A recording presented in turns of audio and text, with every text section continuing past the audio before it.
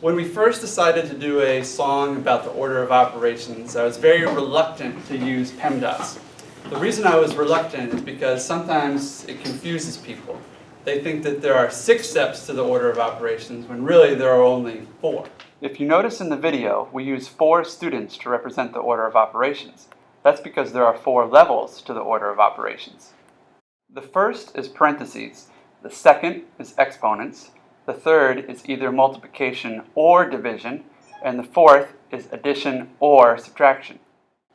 That's also why we used 4 colors when writing PEMDAS, 1 color for each step.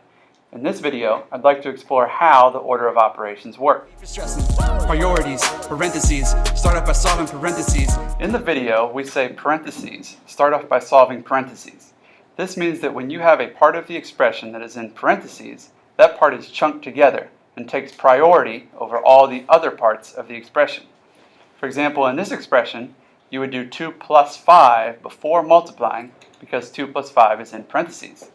Therefore, the expression is equivalent to 4 times 7, or 28. Exponents are next, no time for rest. Next up, we have exponents. When we say exponents are next, what we mean is that exponents take priority over the 4 operations: multiplication, division, addition, and subtraction. So in this expression, 4 to the second power takes priority over all the other operations. Since 4 to the second power is 16, we can rewrite the expression as 3 times 16 divided by 2. After exponents comes 2 operations, division and multiplication. Multiply and divide, or you can divide and multiply. Make sure it comes. Now we come to the part of PEMDAS that sometimes confuses people. When you look at PEMDAS, you might think that multiplication comes before division, but that's not necessarily true. You can do division first, or you can do multiplication first. It helps to write your division as fractions. We actually say that in the song. It helps to write your division as fractions. But if you're not comfortable doing that, the easiest thing to do is just to move left to right. So we'll start with this expression up here, moving left to right. So we'll actually do the division first, and then the multiplication. So moving left to right, 8 divided by 2 is 4 times 4. So we can rewrite this as 4 times 4, which is 16. Now you can do the multiplication first, but it's just a little bit tricky. What you probably should do is rewrite your division as a fraction. So you can actually rewrite 8 divided by 2 as 8 over 2 times 4. So that way you can see that what you're actually going to do is 8 times 4 first, because 8 halves times 4 is 32 halves, which makes 16. So you can multiply first, or you can divide first. That's just to add and subtract, or you can subtract and then add.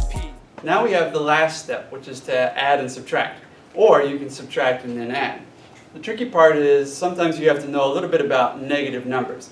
So if you don't know about negative numbers, the easiest thing to do is probably just to move left to right.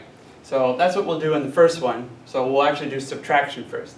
So if you do 10 minus 2, that's 8 plus 6. So you can rewrite the expression as 8 plus 6, which is 14. Now you can do the addition part first, as long as you're comfortable with negative numbers. The problem people make is they think that it's 2 plus 6, but that's not really true. If you cover up the 10, you can see that it's actually negative 2 plus 6. And a negative 2 plus 6 is a positive 4. So what you really have is 10 plus 4, which is also 14. So you can add first, or you can subtract first. We hope you enjoyed our video explaining the order of operations. We'll leave you with an expression to solve on your own.